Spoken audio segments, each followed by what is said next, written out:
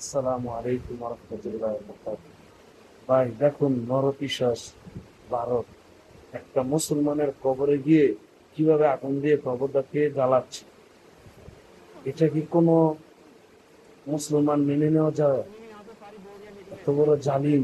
আমার মনে হয় ইসরায়েল এরকম ধরনের কোনো ন্যাক্কারজনক কাজ করবে না। তাই আমি সারা বিশ্ববাসীকে একটি মেসেজ দিচ্ছি, আমাদের এই মুসলমানদের উপর যে নির্যাতন করতেছে, আপনারা এখন থেকে ভারতের উপর সবাই সতর্ক থাকবেন। সে আমার পার্শ্ববর্তী দেশ, কিন্তু আমাদের সাথে সুসম্পর্ক রাখে না। ঠিক আছে, মুখে মধু, তাদের অন্তরে বিষ, জিনিসটা আপনাদের জানতে হবে।